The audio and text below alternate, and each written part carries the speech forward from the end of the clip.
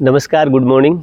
आज हम बैठकर किए जाने वाले आसन के बारे में चर्चा करेंगे। किस तरह से बैठकर किए जाने वाले आसन हैं और कौन कौन से हम आसन बैठ के कर सकते हैं। तो सबसे पहले जैसे जो मेरी स्थिति अभी है, जिसमें कि हम लंबे समय तक अगर हमें किसी आसन में बैठना है या ध्यान करने के लिए बैठना है तो हमें अर्ध सिद्धासन की स्थिति में बैठना चाहिए। अर्ध सिद्धासन के लिए सबसे पहले अपने बाएं पैर को अपने मूलाधार के पास में लगाना है। दाहिने पैर को उसके आगे लगाना है, हमें इसके ऊपर नहीं लगाना है। दाहिने पैर को इसके आगे लगाना है।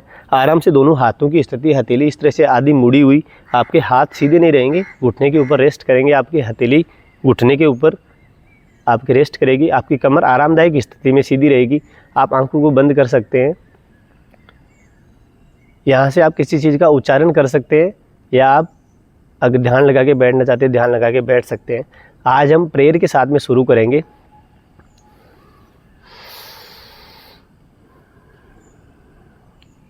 ओम कृष्णाय वासुदेवाय हरये परमात्मने प्रणते क्लेशनाशाय गोविंदाय नमो नमः। ओम कृष्णाय वासुदेवाय हरये परमात्मने प्रणते क्लेशनाशाय गोविंदाय नमो नमः। ओम शांति शांति शांति। धीरे से अपनी आंखें खोलेंगे। यहाँ से सबसे पहले पहला आसन हम करेंगे। जैसे है ये स्थिति, ये अर्ध सिद्धासन की स्थिति होगी। दूसरा अगर हम आसन करना चाहते हैं तो आती है जैसे सुखासन की स्थिति, कि आप आपके पैर को इसके ऊपर आरामदायक स्थिति में ऐसे रखेंगे। एक पैर आपका नीचे है, जिसको पालथी मार के बैठना भी हम बोलते हैं। इसमें भी आपकी कमर की स्थिति सीधी रहेगी और आपके हाथ यहाँ पे रहेंगे।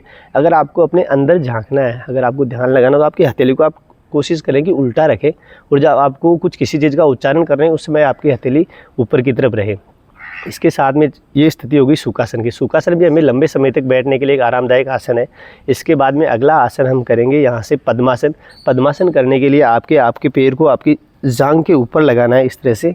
दूसरे पैर को आपको नीचे से निकालना है और आप अपनी दूसरी थाई के ऊपर रखेंगे इस तरह से। दोनों आपके पाँव की पगतली आपकी दोनों थाइज़ के ऊपर रहेगी दोनों तरफ से।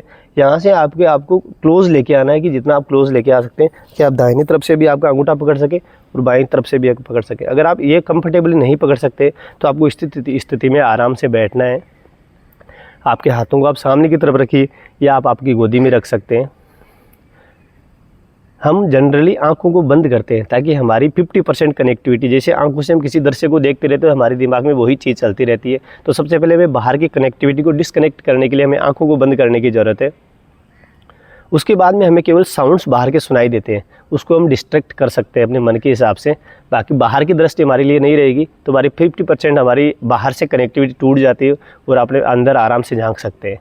ये पद्मासन की स्थिति है। पद्मासन से हम वापस बाहर आएंगे। आराम से अपने पैर को सहारा लगाएंगे, अपने पैर को नीचे रखेंगे। आप अर्ध पद्मासन की स्थिति में बैठ सकते हैं, जिसमें आपका एक पैर नीचे रहेगा, दूसरा पैर आपका पूरी अच्छे से इस तरह से ऊपर रहेगा। यह आपकी अर्ध पद्मासन की स्थिति है। हमें अर्ध पद्मासन से भी वापस बाहर आने की ज़रूरत है। आप आराम से बाहर आ जाएंगे। इसके बाद में अगला आसन आता है बैठकर किए जाने वाला आसन, जो जनरली महिलाओं के लिए भी बहुत ज़्यादा उपयोगी है, कि आपको भद्रासन करना है, जिसको हठ योगा की भाषा में हम तितली आसन भी बोलते हैं, पतंग आसन भी बोलते हैं। अपने दोनों पाँवों को आपस में मिलाना है, आपको मूलाधार के पास में लेके आना है, आपके फिंगर्स को आपस में आपको ग्रास्प करना है, आपके टोज़ को पकड़ेंगे, आप कमर को आरामदायक स्थिति में सीधा रखेंगे। यहाँ से आपको इनको झुलाना है।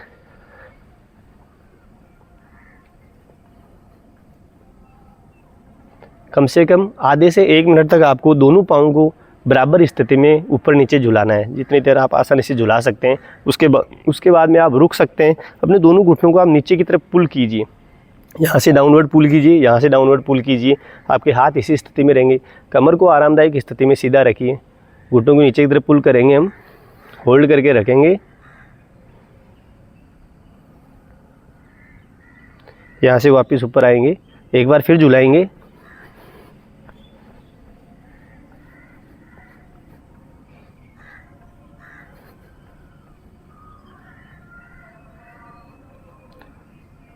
रुक सकते हैं, आराम से अर्ध सिद्धासन की स्थिति में बैठेंगे। यहाँ से अगला आसन हम करेंगे शिशुपालासन। शिशु पालासन करने के लिए आपके दाहिने पैर को ऊपर उठाना है।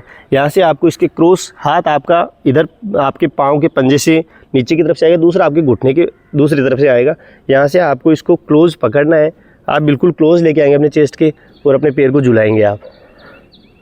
जैसे आप अपने बच्चे को झुलाते हैं, आप शिशु को झुलाते हैं, उस तरह से आपके पैर को झुलाना है। उसको चेस्ट के लगा के रखना है। मैक्सिमम आप जितना क्लोज रख सकते हैं उतना आपको क्लोज रखना है।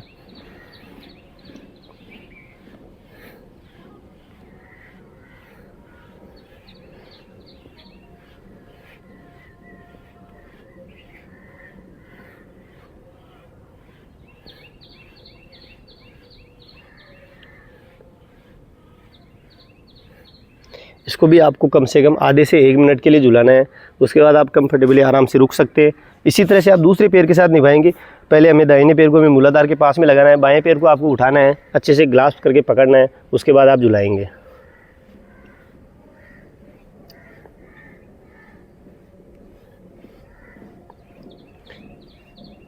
कोशिश करेंगे आप इसमें भी आपकी कमर आरामदायक स्थिति में सीधी रहे।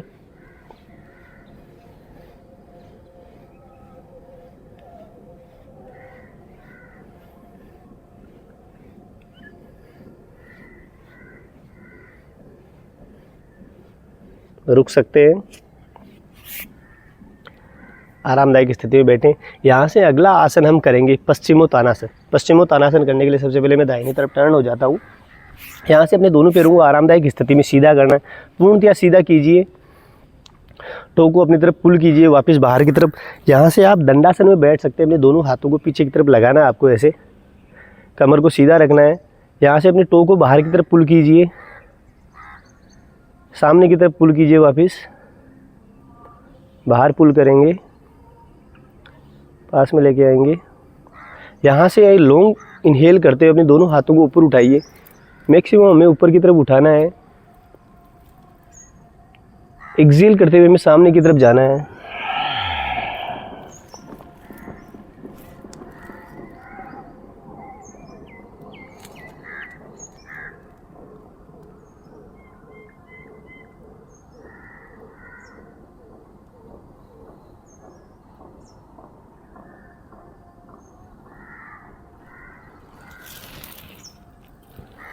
आसन की फाइनल स्थिति में भी आप लॉन्ग इनहेल लॉन्ग एक्सहेल करते रहेंगे।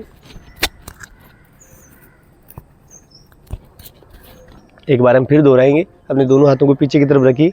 अब आपके टो को चारों तरफ से सर्कल रोटेट कर सकते हैं। टो का पूरा सर्कल रोटेट कीजिए, दूसरी तरफ से रोटेट कीजिए।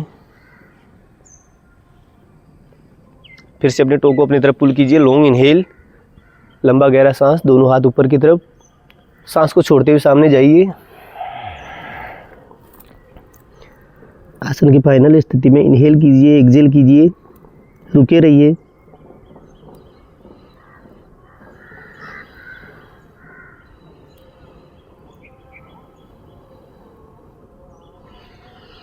यहाँ से ऊपर आ सकते हैं वापस। आराम से दोनों हाथ अपने पीछे लगाए। यहाँ से हम अगला आसन करेंगे जानु शीर्षासन। उसमें ऐसी स्थिति रहेगी, एक पाँव की स्थिति अपनी सेम उसी स्थिति में रहेगी, दूसरे पाँव को हमें मोड़ना है और आपके थाई के क्लोज लगाना है बिल्कुल।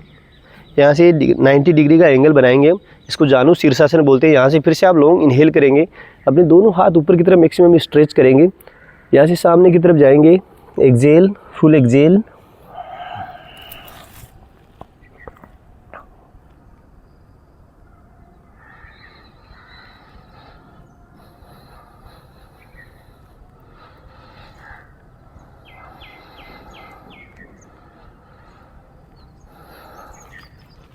वापस धीरे धीरे ऊपर। दोनों हाथों को साइड से हम नीचे लेके आएंगे। अपने दूसरे पैर को सामने की तरफ सीधा करेंगे, एक पैर को मोड़ेंगे। यहाँ से बिल्कुल 90 डिग्री के एंगल पे पैर को बाहर की तरफ खोलेंगे। लॉन्ग इनहेल करते हुए दोनों हाथों को ऊपर की तरफ उठाना है, एक्सहेल करते हुए सामने।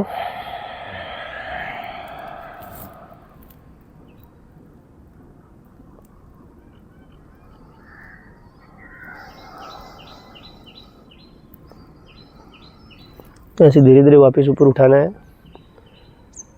आराम से दोनों हाथों को नीचे लेके आएंगे, पैर सामने की तरफ खोलेंगे वापस। यहाँ से हाथों को थोड़ा सा पीछे लगाना है। अपने पाँव को रिलैक्स कर सकते हैं। यहाँ से अपने दोनों हाथों को ऊपर की तरफ उठाना है, एक्सहेल करते हुए सामने। यहाँ से धीरे धीरे वापस ऊपर उठाना है। आराम से दोनों हाथों को नीचे लेके आएंगे, पैर सामने की तरफ खोलेंगे वापस। यहाँ से हाथों को थोड़ा सा पीछे लगाना है। अपने पाँव को रिलैक्स कर सकते हैं।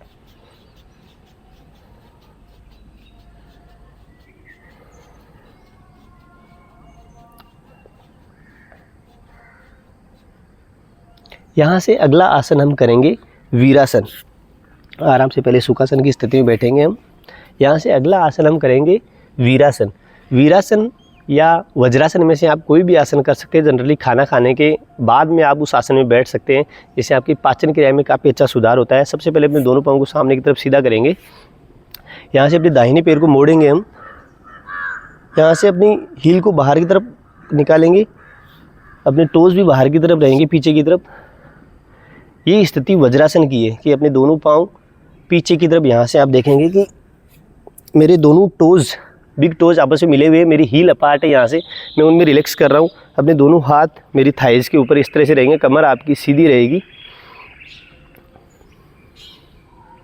यह है वज्रासन की स्थिति है। इसी स्थिति में अगर वीरासन में बैठना है तो हमें पैर को बाहर की तरफ थोड़ा सा निकालना है।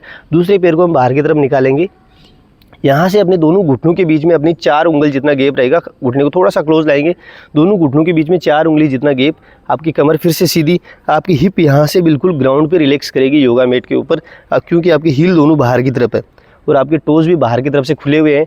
इस स्थिति में आप आराम से आपके थाइज़ के ऊपर दोनों हाथ लगाएंगे, आराम से बैठेंगे।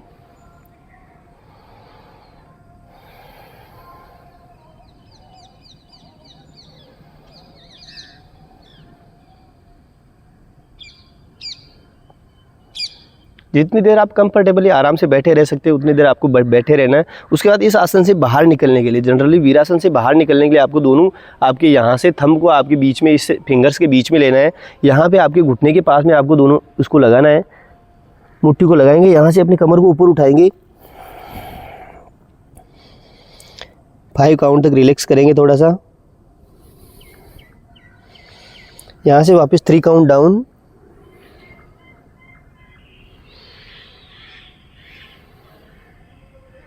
फिर से अपनी अंगूठे को अपने फिंगर्स के बीच में दबाएंगे, ऊपर आएंगे।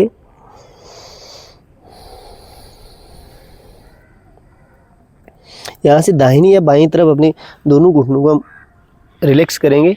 अपने पैर वापस मोड़ेंगे हम, सुखासन की स्थिति में, अर्ध सिद्धासन की स्थिति में रिलैक्स करेंगे।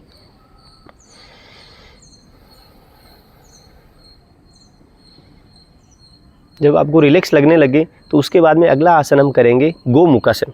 गोमुखासन करने के लिए आपको सबसे पहले अपने दाहिने पैर को, जैसे बाएं पैर को मैक्सिमम मोड़ना है, दाहिने पैर को उसके ऊपर से इस तरह से मोड़ना है। आप अपने बाएं पैर के ऊपर बैठेंगे, दाहिने पैर को क्लोज करेंगे। यहाँ से अपने दोनों हाथों को यहाँ से हम ऊपर की तरफ उठाएंगे और आपके दोनों शोल्डर पकड़ेंगे, अल्टरनेट शोल्डर पकड़ेंगे। अपने कंधों को ऊपर की तरफ हमें खींचना है। अपने आंखें बंद रख सकते हैं। गोमुखासन की स्थिति में आप सामान्य ब्रीथ लीजिए, लॉन्ग इनहेल कीजिए, लॉन्ग एक्सहेल कीजिए।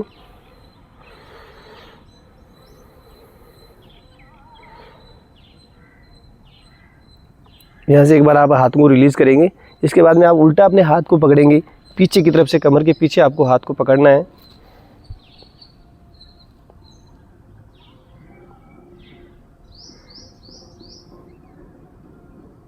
दूसरी तरफ से करेंगे।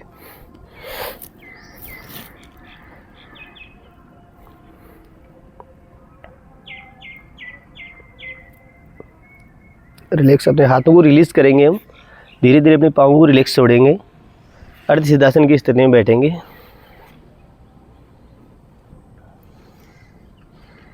आंखें बंद, रिलैक्स, लॉन्ग ब्रीथ कीजिए।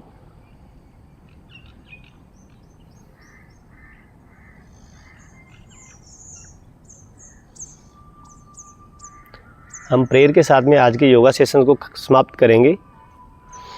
ब्रह्म मुद्रा धारण कीजिए। ओम कृष्णाय वासुदेवाय हरे परमात्मने प्रणते क्लेशनाशाय गोविंदाय नमो नमः। ओम कृष्णाय वासुदेवाय हरे परमात्मने प्रणते क्लेशनाशाय गोविंदाय नमो नमः। ओम शांति शांति शांति। अपने दोनों हाथ आपस में रख करेंगे आप। क्लैप करेंगे, फिर से रख करेंगे, अपने फेस पे लगाएंगे, धीरे धीरे अपनी आंखें खोलेंगे। उम्मीद है दोस्तों आज का वीडियो आपको पसंद आया होगा। बैठकर किए जाने वाले आसनों के बारे में आपकी जानकारी थोड़ी पर्याप्त हुई होगी। Thank you.